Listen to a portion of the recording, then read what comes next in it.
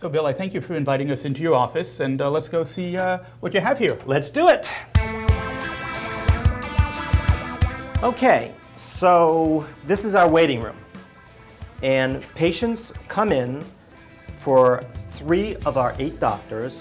They walk up to this check-in desk, and what they'll usually do is sign in a confidential way to keep the HIPAA rules, and then our check-in people look at who has signed in, and they'll send a notice back to the chart department to pull that person's chart.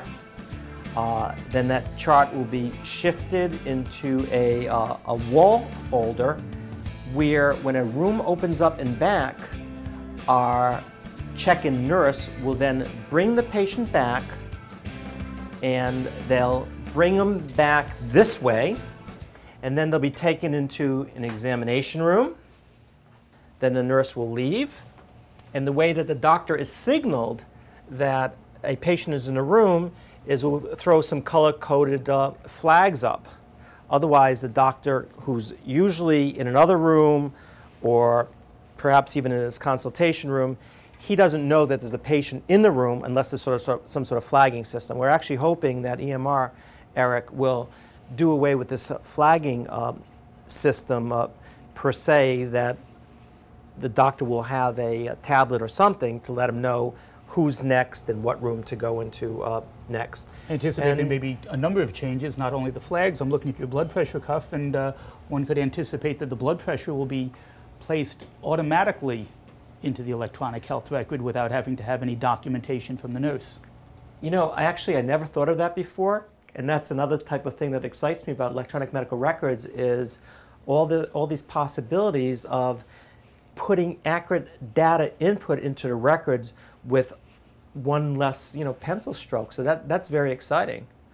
Forgive the office, this is implementation day. I want to remind everybody of that. This is not what our office looks like typically. They'll sit in one of the 2 phlebotomy chairs. They'll have their blood drawn. Then the blood is either going to go 1 to 2 places. Either it's going to be analyzed in our laboratory, or the blood is going to be sent out to a laboratory that we contracted with. One of the things I'm hoping from EMR, Eric, is that when the doctor orders the blood work, right now what I do is I check it off on a piece of paper. Then the phlebotomist, lab accessory person, looks at the piece of paper that I checked off. She enters that information either to an outside laboratory or it's entered into our machines. So what I'm hoping is once I check things off, it skips that step. It goes either directly to our machines or directly to those laboratories, so she doesn't have to do so much clerical work. And that brings up an important point, which is that laboratory interfaces are sometimes rather sophisticated. And have you discussed with the EHR company a laboratory interface with your own laboratory in the office? We know that we have a compliance system that can talk to their system. Good. But in terms of whether they have to develop a new interface through programming, or whether they have done that with somebody else and they can just template that interface into our situation, I don't quite understand what's going to happen there yet. And that's something that I kind of repressed a little bit. I'd like to actually follow up on that myself. Sometimes it can be complicated. What is the name of your lab system, the equipment that you're using? Come right in. Okay. Here we have the dimension.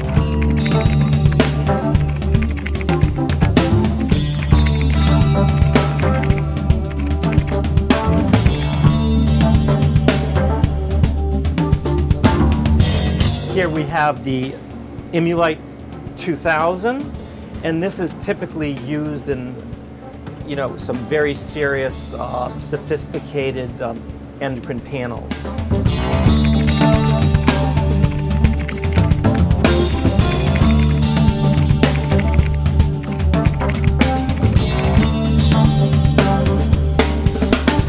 And somewhere around here we have a CBC machine that runs red blood cells and white blood cells.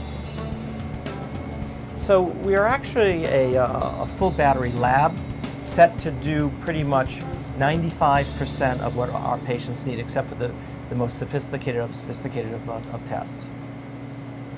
And again, you're hoping that this will be able to be integrated seamlessly with your EHR. But Right. that step hasn't been done I'm yet. hoping what I order goes into these machines, that the tube, I'm hoping that, I don't really know how it works. I don't know if what happens is a label gets printed out somewhere, a barcode label goes onto the blood sample.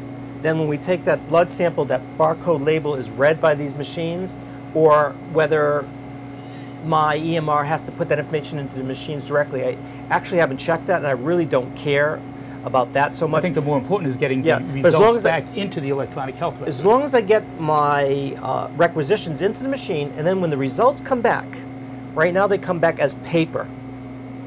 Now, what that means is all the charts have to be pulled again, and the paper has to be put onto those charts, and come on, I'll show you what that looks like.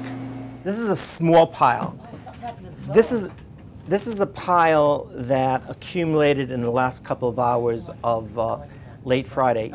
Typically, I have a stack of charts that come here with labs about my height in 4 different piles, and I'm literally fighting for space after I look at them.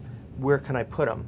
So what I'm hoping is, well, what I know will happen with EMR, this is going to be very, very, very helpful to us, is that we won't have to pull the chart anymore, and we won't have to fix on top of this, and then I won't have to see how this result compares with the old result. What I'll be able to do is go onto a computer screen, see these results, push maybe another button to compare it to the old results, and then get into what sort of action. And I'm hoping that with the actions, I'll have macros, so I won't have to call patient and tell them that their cholesterol's okay, continue on the Lipitor. I'll hit button A, and I'll say cholesterol's okay, continue on your cholesterol medication. Is it important to you that there would be alerts in the EHR system to let you know if there are abnormal results, and more importantly, how severely abnormal the results are? Right now, if a laboratory comes back what they call in the panic range, that is the p-value is put next to the lab, and those labs are separated into a separate pile, so the physician knows to look at those first. And that's done by one of your staff? That's done by staff.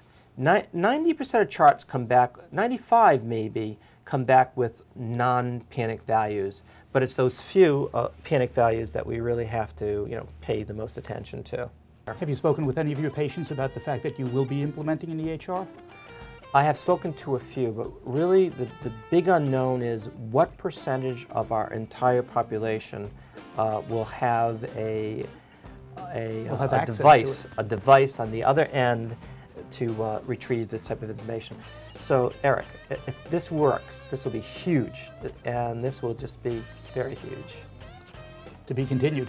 To be continued.